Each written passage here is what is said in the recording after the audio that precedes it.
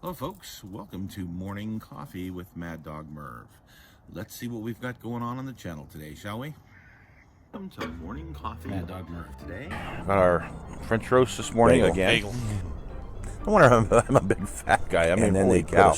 I always had a schmear. A schmear. Probably going for my bagels. Oh my gosh, I can't even believe it.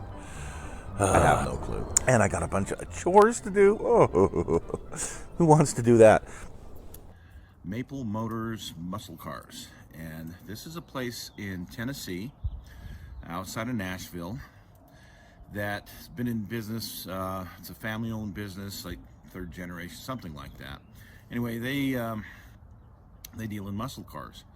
They've been doing it for 30-something years. I can't remember how long they say, but anyway, one of my viewers, you guys are awesome, had mentioned to me that on a trip to Florida he was taking, he wanted to stop by this Maple Motors and see what they had. I'd never really heard of them, so I checked them out. Wow, they've got quite an inventory that changes every week. So they'll put up a video on usually Monday of what's come in, what they got for sale, and you know, the prices are what I consider to be outrageous. I mean, really. But the muscle car market's gone outrageous. It's I don't know why exactly.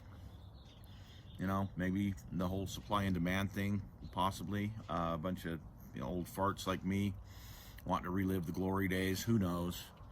But it's just gotten ridiculous. And unfortunately, you just can't touch a muscle car right now unless you've got a ton of money. And it's really sad. It's sad. Anyway, they have pretty decent cars for really high prices. And here's the funny thing. They turn their inventory 90+% of it every week. So even though these prices are high, people are paying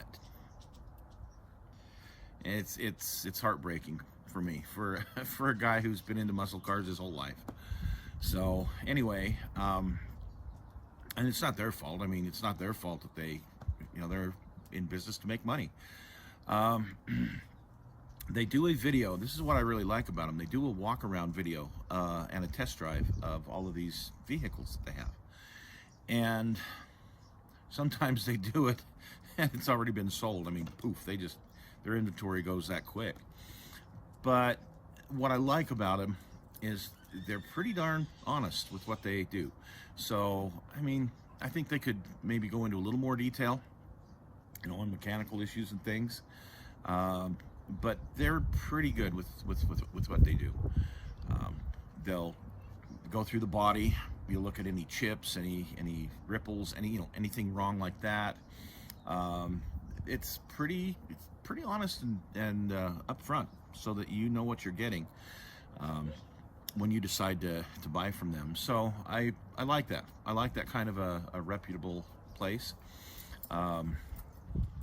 You get a chance to look at it and determine for yourself if you really want to spend that kind of money on it, and I guess a lot of people do. So anyway, check them out. It's Maple Motors Muscle Cars. Highly recommend just checking this thing out and watching the fun stuff they have on there. Recently they had a Nova. It said 396. It's like a 70 Nova. It said 396 on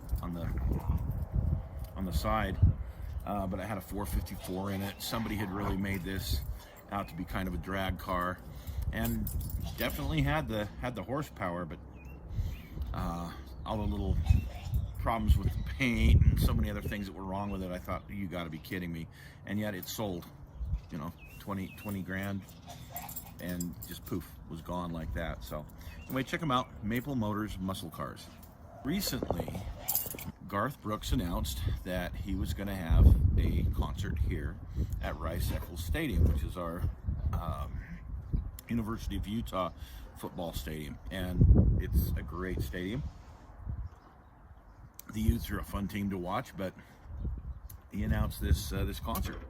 So they decided they were going to fill all the seats. 50,000 tickets went on sale, and were sold out in 30 minutes. The ticket master company that sells the tickets online said that's the fastest they had sold out something like that. It was a record for them here in the U.S. So yeah, folks want to get out, and Garth Brooks is popular anyway, but people want to get out and start enjoying life again. I know I sure do. The Golden Spike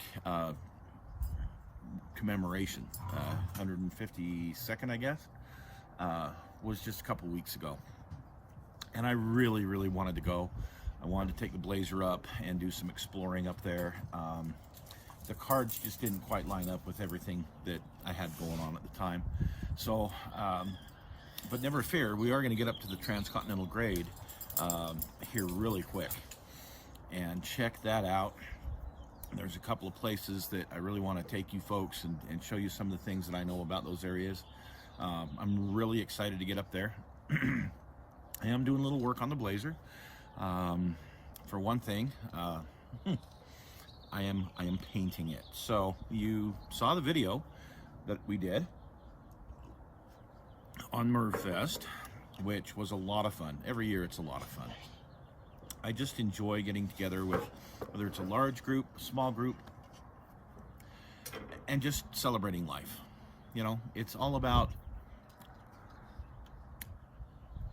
this journey that we have, and fortunately I get to take that journey with you folks quite a bit.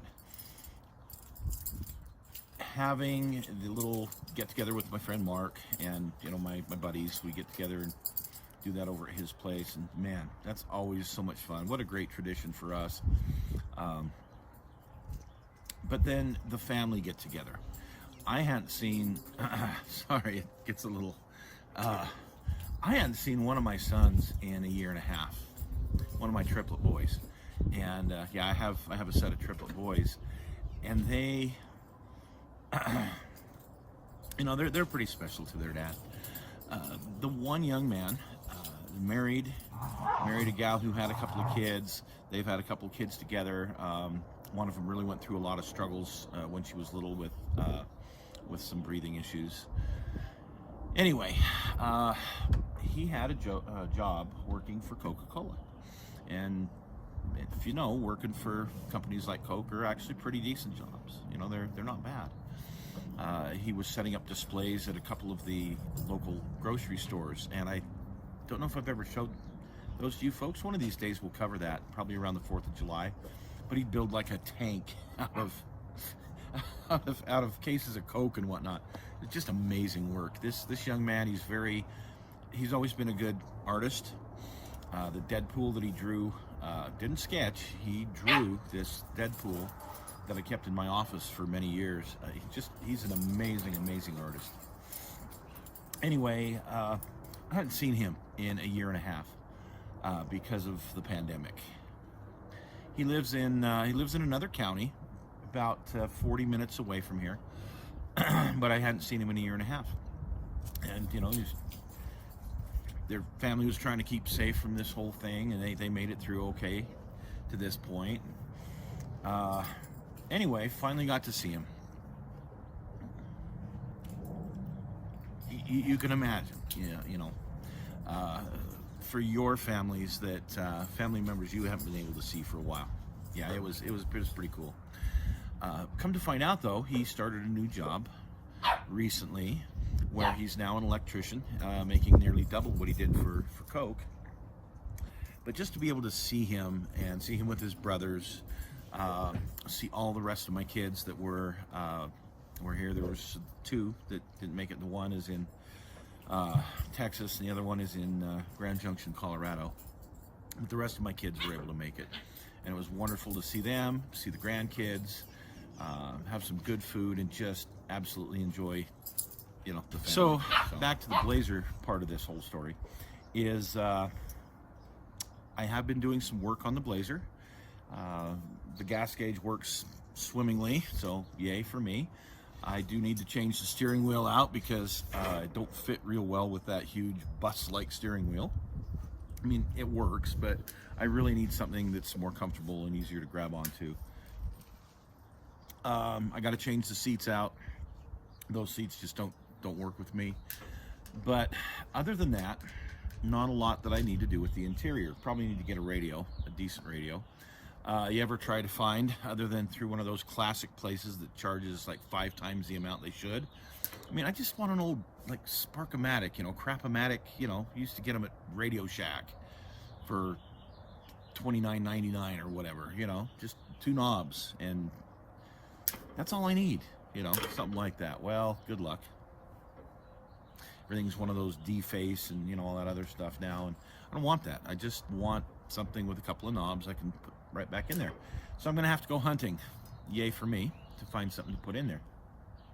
But I am painting the Blazer, because you know how ugly that thing was. You saw the video, and I'm painting it a color very similar to this, and I don't want to give away how I'm doing it yet, because it's going to be a whole video in and of itself. But just know that I do know how to do a restoration quality paint job. I actually did a couple really good ones back in the day when I was doing that kind of stuff a little bit more regularly. But I also know how to do something quick and easy to make a vehicle look better, if you will. And I'll tell you, everywhere is up with that Blazer, because it's so damn ugly. I gotta just tell you. Now I'm so embarrassed by it, I won't park it in front of my house. How's that? Yeah. So until I get this paint finished, so yeah, that's going to be a show coming up, probably in June. We'll see. But anyway, so I've been working on that. Modeling wise, I have been doing a lot of work on this Mustang project. So I've got, it's a resin bodied GT500 Eleanor convertible, and I got it from the Muscle Car Modeler. Shout out to him. He's just amazing. Rawl, man, he does some great work. But anyway, we were talking one day, and I had seen this on his video. Asked him if he had an extra one, and anyway, we worked a deal, and I got one. So I've got it painted, and I've been working on it slowly. I'm working on the interior because I didn't get a full kit, I just got a body. So I need to modify the interior so that it's correct, so that it'll work. But I wanted to experiment first. So I took another 67 Mustang body, chopped the top off, painted it a very rare color, and did the interior. And so that's what I've been working on right now, because I want to have that done correctly. I want to know how to do that right before I do this this red one that I've got, the resin body. So I've been working on that like crazy. Also the Lincoln train. Since I got those cars from my friend David, thank you very much for sending me those for my birthday. That was amazing.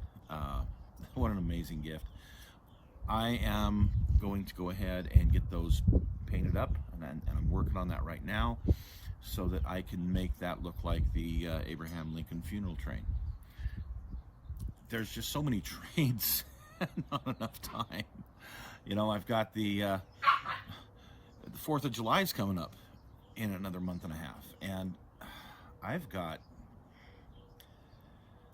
got my Freedom train that I want to work on. Then I've got the 1940, what was it, 46, 47 Freedom train that that I want to get done someday.